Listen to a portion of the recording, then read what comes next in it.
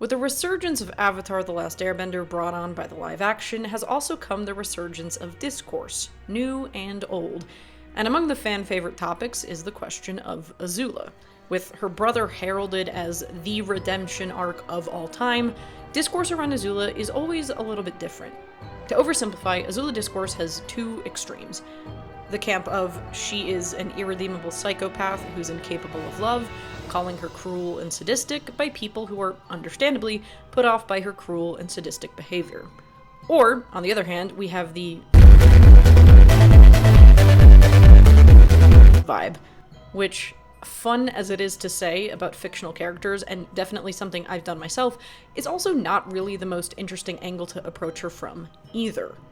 In those more serious conversations, taking into account the conditions of Azula's childhood, the age, and the harm she's done, there's a lot of discussion about whether or not Azula, like Zuko, can be redeemed. Especially given that by the end of the show, Azula ends up in a very different place than her brother. Examining Azula's motivations and the potential paths she might have ahead of her, so many discussions, videos, and even the comics themselves have had something to say about this. And I think for good reason. What makes Azula and her hypothetical redemption so intriguing? I think there are three key points. Firstly, there's the fact of Azula's extreme environment that has shaped a lot of who she is. Already, what we know of her upbringing tells us that Azula hasn't had real freedom in defining her identity or her purpose. Many of her characteristics, and especially the dysfunctional ones, have been overtly taught to her or implicitly learned. Whether this was by seeing Zuko as an example of what not to do, or rewarded for characteristics that Ozai would have seen as valuable. In seeing Zuko's punishments, she was implicitly taught what would happen to her if she fell short of Ozai's expectations. The clear message to a young, vulnerable child: you are not safe. These are the conditions under which you're allowed to be here. It's very likely that at the first sign of any of Azula's advantageous qualities, aggression, domination, Ozai rewarded them, and at the first sign of Zuko's gentleness, punished it, making the rest history. This very much was not an accident. Azula was trained extremely intentionally. And all of this is compounded by the fact that even by the time the show ends, Azula is extremely young. Does this mean that being 14 is a carte blanche to commit whatever crimes you want? No. But 14-year-olds are still relatively new to the world, and their values, perspectives, ideologies are still forming and deeply impacted by those around them. And to be frank, even 14-year-olds in extremely ordinary circumstances don't even know who they are, let alone a 14-year-old whose life has been fast-tracked in a rigid, militaristic, violent way with no real alternative. And, as has been pointed out, the combination of Azula's older voice actor and her art style can kind of muddy our perception of how young she actually is. Which is sort of the point. She's always pretending to be more competent, more mature than she actually is. So, as a reminder of what a 14-year-old looks like, for comparison, here's Gyoen Teo, Katara's actor in the live action, at 14. So, the significance of Azula's age isn't about a blanket excuse or a call for redemption just based on that, but it does allow us to understand that, one, this is someone who is still learning who they are, and two, that external forces will have even more of an impact on them. Young people's brains are more plastic, their experiences shape them more heavily. On the flip side, though, this also means that young people have the most potential for change. Of course, I'm not saying it's all nurture, because at the same time, there are differences in Azula and Zuko's dispositions. Azula, we can see, was cruel in ways that Zuko never quite reached. And Azula may have shown those tendencies to start with in the way that Zuko was always just a bit tender.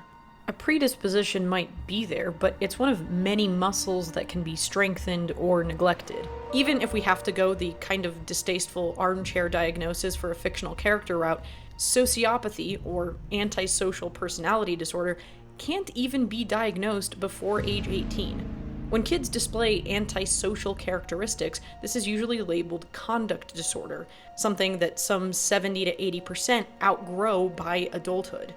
The point is, kids can be weird and violent. And if an abusive, opportunistic man like Ozai saw that potential, it would really not be hard to sharpen that into a weapon of war. It's kind of like looking at the career kids from the Hunger Games. On the one hand, it's incredibly disturbing how they delight in violence, and this makes it easy, if we want to mentally categorize them as bad. But if someone's just ontologically evil, okay, that's the whole conversation. And it's not even a particularly interesting one. But this is something that the ethos of Avatar itself openly disagrees with. It's like these people are born bad. No, that's wrong. I don't think that was the point of what Roku showed me at all. On the other hand, we might consider, these are people who are still pretty young, and what else have they been taught? If anything, their story proves anyone's capable of great good and great evil. Everyone, even the Fire Lord and the Fire Nation, have to be treated like they're worth giving a chance. People learn lessons from their environment, and learn them efficiently when they are young. Both Azula and Zuko learned dysfunctional things from theirs, but at the same time, there are also major differences in their paths. Firstly, Zuko got out. Zuko was severely abused by Ozai, but then physically left the source of that abuse. Obviously not by choice, and that whole situation was extremely painful itself, but he did. And secondly, and maybe even more importantly, he then spent day after day with a supportive, loving influence in Iroh. Someone who encouraged the best of him and forgave the worst of him. So this all begs the question, what if Azula had grown up in a different and better environment? Because the thing is, if the conversation goes, well, Azula's just wired that way, there's nothing you can do, well then, case closed, the conversation's over. What makes Azula so compelling as a character is that we know there's something else going on there. So, what does this all do? Taken together, Azula's intense conditioning and extreme expectations at such a young age allows us to feel both curious and empathetic towards her as someone with pretty limited paths, and wonder what impact different circumstances might have had. It prompts us to ask, how much of a solid, consistent chance did she have to become a compassionate person? If redemption is about change, we can recognize the conditions necessary for change to happen.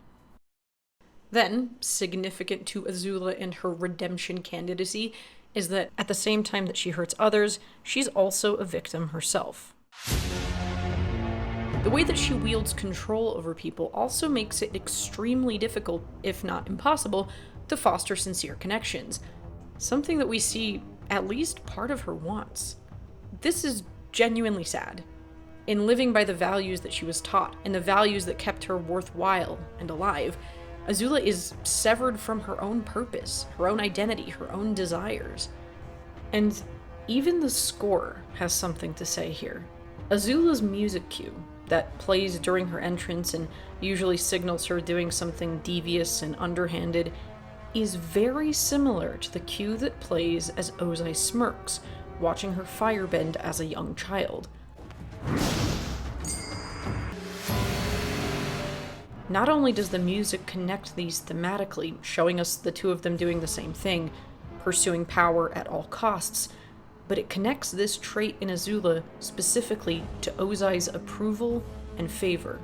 There's honestly a great loss in the fact that Azula doesn't even belong to herself.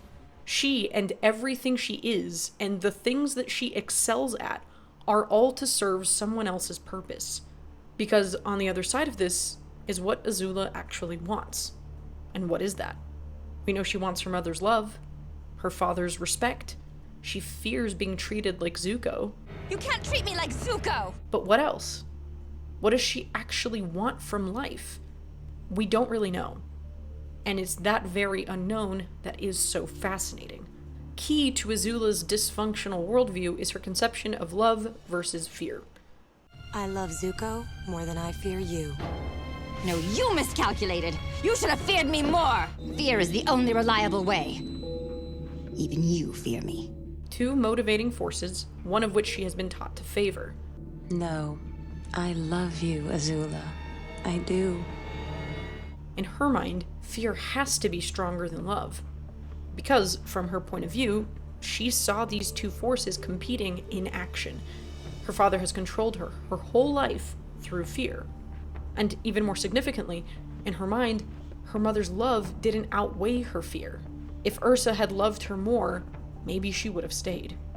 So Azula fully incorporates this idea into her approach to the world.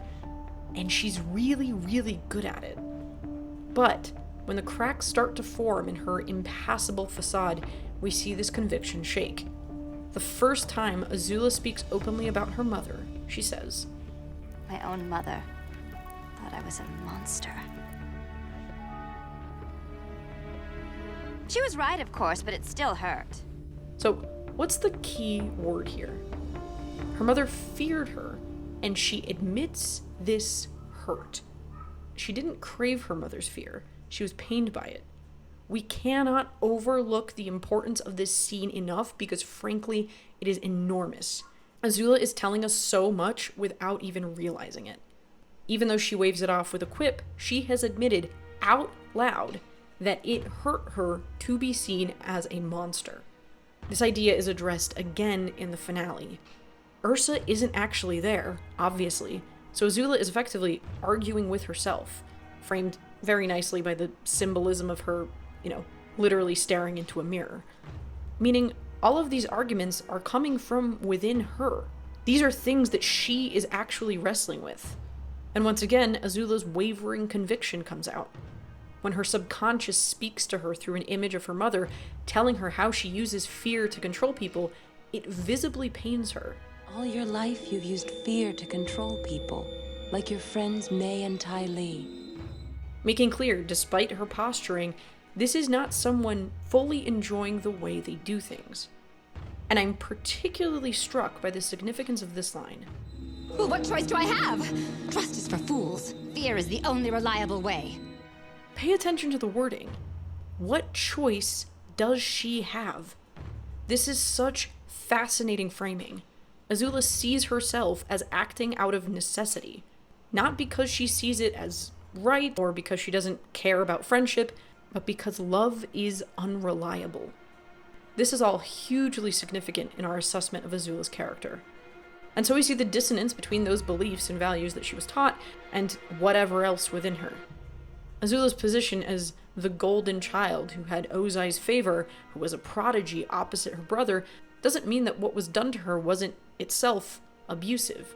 There was some privilege in some ways, but there was just as much mental manipulation and psychological damage. For someone to break in the way that she does by the finale isn't a sign of purely convicted evil, but of a child so twisted up inside, seeing no way forward. So, what does this all do? Seeing Azula's internal turmoil inspires empathy and prompts us to wonder what it would take, if it were ever possible, for her to heal. And finally, despite the intensity of her conditioning and her extreme cruelty, we also occasionally see glimmers of a different Azula. This is the third crucial element. It's not just that there's potential for this person to be different, we actually see it. In the midst of being generally manipulative and cruel, Azula has these brief moments of humanity that I'm always touched by. And it makes sense that they all happen in the beach. Azula has been so heavily shaped by her environment, and in the beach, this is the one time that she is fully outside of the context of war and strategy. On Ember Island, there's no use for her usual modus operandi. You will never rise from the ashes of your shame and humiliation. That was fun. And in fact, it's pretty counterproductive. The framework that she's used to gain social power is now losing her social power. And so we get to see another Azula, and see just how pitifully ill-equipped she is for anything outside of her sharp but limited skill set. There's of course the That's a sharp outfit, Chan. situation, which, although being memed to death, is also huge in implications. This is the first time, maybe ever, that Azula feels her age. Never taught to interact with people outside of the pursuit of power, she literally has no idea how to have fun. She clearly cares about making a good impression on teen peers that ordinarily would be beneath her. She almost debases herself to get Chan to like her. I find this legitimately endearing. Most significantly, maybe, is her interaction with Ty Lee. Azula lashes out, and then upon seeing Ty Lee cry, she takes it back. Okay, calm down. I didn't mean what I said. She doesn't literally say the word sorry, but this is essentially an apology. And not only that, Look, maybe I just said it because I was a little jealous. Do we realize how huge this is? Normal teenagers would have a hard time with this. This is an inherently vulnerable thing to do, to admit to someone that you were taken over by your own insecurity. And if that weren't enough, she doesn't just admit wrong and retract her hurtful words, she admits that Ty Lee has social capital that she doesn't. That Ty Lee is better than her at something. This is an enormous admission, especially coming from someone whose whole life was based on achieving perfection at any cost, and especially when it comes to understanding people, something Azula prided herself on. Because I'm a people person. The second moment is her extending sympathy to Zuko at their old house. She finds Zuko in a vulnerable position, brooding, pensive, but there's no mocking, no condescension. She doesn't say anything particularly sweet, but she prompts Zuko to join her. Come down to the beach with me. Come on, this place is depressing. This is very small, but it's unmistakably an act of connection that we rarely see between the siblings. And so these are the moments, and it's true, there are only a handful of these moments to pick from, but that's kind of exactly the point. There are only a handful of times that Azula is ever out of the context of war. But then, almost immediately as she is, we start to see a different side of her. Yes, these are whispers of humanity, but in the context of who Azula is, this may as well be a scream. So what does this do? Seeing these glimmers lets us know that she is capable, at least in part, of self-awareness and even bits of compassion, shows us that this person is not a lost cause. There's an important aside, though, that I want to make. We've talked a lot about Azula's background, Azula's adverse experiences, Azula's conditioning. Does this mean that it all doesn't matter? That since everything bad about her is just Ozai's fault, then what if Ozai was just bad because of his own parents? Since we're all impacted by our environments, is no one ever responsible for anything ever? Obviously, no. But this is something that is satirized in a brilliant song from the brilliant show Crazy Ex-Girlfriend. If it's not clear, I love the show, it's wonderful, and you should watch it. Anyway, the song is called Nothing Is Ever Anyone's Fault. So for a brief aside, in this song, characters realize that many of their harmful behaviors come from having been harmed themselves.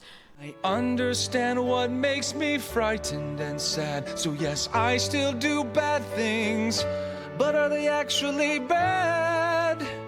No! Which then turns into the obviously incorrect conclusion that nothing must actually be anyone's fault. Free will's an illusion, morality is too. The song demonstrates exactly how ludicrous this idea is. So it's not my fault that my parents messed me up, 'cause their parents messed them up. The point of understanding why a character is like that isn't to absolve them of responsibility, it's just to understand them better, so we can assess where they might go next. And this is especially relevant to consider when we talk about characters like this, young people created to be tools and weapons, people who have caused harm and have themselves been robbed of safety and choice at a vulnerable age. It just allows us to approach characters like this with nuance. Context doesn't make bad behavior okay, it just makes it more complex. So, to recap, Azula's redemption is always an intriguing piece of conversation. People seeing a young person, deeply impacted by extreme circumstances, who is also struggling, and who shows glimpses of a healthier self, innately sparks curiosity and empathy.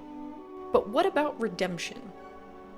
I may have buried the lead here a bit, because I will be so honest, I'm actually quite weary of talking about things in terms of redemption. Because, and not to be pedantic, I'm so serious, what does that actually mean? Just for a cursory Google search, I gathered the top results here.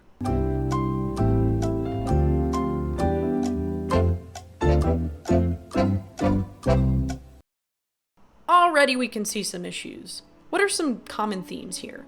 A big one is the idea of someone making up for their wrongdoings. So, let's actually dig into this.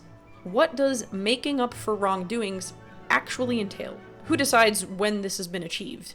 And with this goal, how do we assign moral value to bad actions and good actions so that we're able to know when the scale has evened out? Do you see how we're already running into problems? Because, arguably, no amount of good behavior in the present erases harm done in the past. And this is sort of the point. Ozai could become a model father one day after the finale, and Zuko's scars, physical and psychological, would still be there. The injuries have happened. A past victim is not better or healed because the person who hurt them is now kinder. That's just not how anything works. To dig into this idea, let's run a little thought experiment. Let's take Zuko, who again is agreed upon to have one of the best redemption arcs in fiction. Zuko burned down Suki's village, and it's brought up in passing in The Boiling Rock. So let's look at this in the context of his redemption. Yeah, you kind of burned down my village. Oh, sorry about that. This is probably one of the most overtly harmful and violent things that we see Zuko do on screen. Also one of the things that the live action removed, stripping him of his villainy and defanging his arc. Anyway, Zuko says sorry, so has he now made up for that? What if Suki decided that she couldn't forgive him? Would he then not be redeemed until she does? If it's about making up for wrongdoings, is Zuko only redeemed once, as Fire Lord, he sets up a commission to reinvest in Kyoshi Island's infrastructure in a way that counteracts the exact amount of damage he did? What if someone died in the fire? He can't resurrect that person, so how can he make good on that? What if someone was injured in a permanent way? Etc., etc. Obviously, these aren't fruitful questions and kind of miss the point. But that's exactly what I mean. Do we see how this is not necessarily a useful way to talk about redemption in any sense of the word? And of course, we don't have to take it too seriously. The scene is obviously played a bit for laughs. But I'm using it to point out how absurd it can get if we pursue this line of thinking, this morality math. If we try to draw a hard line about what constitutes making up for harm done, it is an endless and subjective conversation. People have different feelings. Not everything can be made up for. Not everyone can or will forgive. And I don't think that's necessarily the point of these stories either. Wading into morality math is neither an interesting or good use of our time. Because there's a flip side to what we talked about earlier. Harm can't be undone, yes. But that also doesn't mean that becoming better, kinder, wiser is pointless. The present doesn't erase the past, but the past also doesn't cancel out the present. Healing and growth arcs are still meaningful and worthwhile stories, even if we decide certain things can never be made up for. But the confines of redemption arc in this line of thinking can result in things like this poll. This is not a criticism of Tim or his videos, and obviously the poll was just a way to get an idea of public opinion. But framing like this buries the question, what does it even mean to need or deserve redemption? Again, not to be pedantic, but it really, really does matter. What are we specifically talking about? Need or deserve what? To be forgiven? Well, that's deeply subjective and probably can't be expected of everyone. To become a better person? Whether or not we think someone deserves or doesn't to become a better person, they do it anyway sometimes. Who is the arbiter of what someone deserves? So, especially when talking about fiction, I think this can become a bit of a slippery slope. And to be honest, I find myself kind of at a loss as to what a fictional 14-year-old raised by an imperial warlord deserves. It's just a bit of a punitive way to look at a story.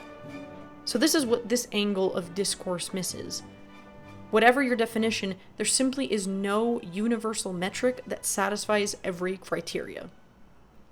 And there is fiction that sort of addresses this gap. Angel the series, the Buffy spin-off, is a flawed and often great show that tackles this head-on. Angel is a 250-year-old vampire who has killed and harmed probably thousands of people throughout his life. Later, Angel gets a soul, which in the show gives him the metaphysical ability to feel remorse, and he eventually starts helping people, in part in a quest for redemption for everything he's done. And then, he has two big revelations. First, that evil can't really be eradicated, and then that evening out the score of his past, so to speak, is impossible. I fought for so long for redemption, for a reward. Finally, just to beat the other guy, but I never got it. But eventually, he comes to the conclusion that it might just be worth becoming better, putting good into the world, not because it'll even the scale or fix anything permanently, but because... All I want to do is help. I want to help because I don't think people should suffer as they do. And finally, talking about redemption like a thing you achieve carries with it a finality that neither reflects reality nor makes a compelling story. As though you do something and then pass from one state to another. Why doesn't anyone believe that I'm nice now? I am, okay? I'm nice. From bad to good. Instead, I think carrying a curiosity towards characters who reflect the world and parts of ourselves back at us is a far more rewarding exercise than hoping they cross some imagined finish line after which they are good and clean and cleared for unproblematic enjoyment. And within Avatar itself, we have actually great examples of how to do this. Iroh is right there. If anything, Iroh's presence in the story makes the case that people can and do change at any point, including late in life. Was Iroh a sadist? No, but he was a war general, in charge of decision-making that undoubtedly cost people their lives and livelihoods. If we don't burn it to the ground first. Iroh then returned home only once he suffered a personal loss, and only then started to change as a person.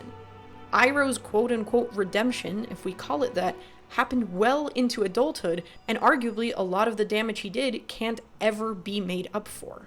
In this context, there's also something to be said about narrative framing.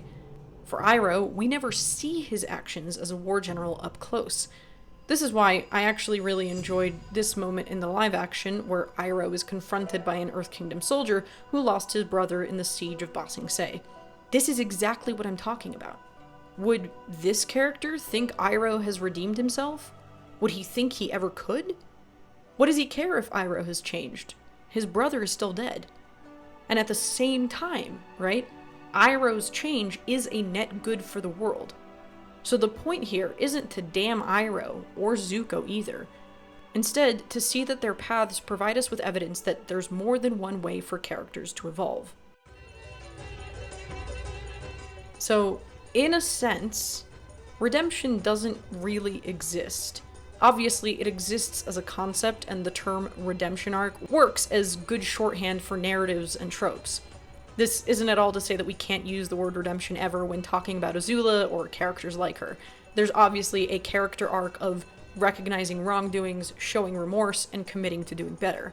But the biggest shortcoming is that when we talk about redemption, we are all thinking of different things. The concept is so subjective and unspecific that asking whether a character can be redeemed or not doesn't really allow us to engage with the story, its themes, and ideas to the fullest. In the name of specificity, say we define redemption as growing and becoming better. Asking whether a character deserves to become a better person is both kind of silly and a dead-end question.